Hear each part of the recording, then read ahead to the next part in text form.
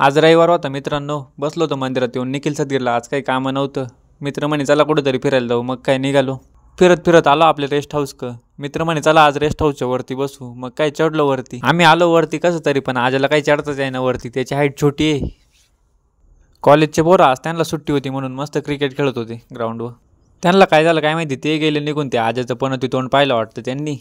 वरती तर चढलो मित्रांनो, पण मग खाली काही उतरताच आहे ना लवकर.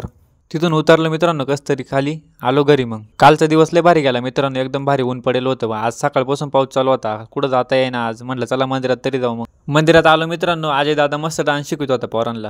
त्याला म्हटलं काय रे, का बरं डान्स शिकवतोय पोरांना. तो म्हणतो गणपती बाप्पाच्या वेळेस आता पोरांना डान्स घ्यायला लागेल ना, त्याच्यामुळे शिकू राहिलो. त्याला म्हटलं अरे असं भयानक स्टेप पाहून लोक पळून जातील तुमच्या डान्सला.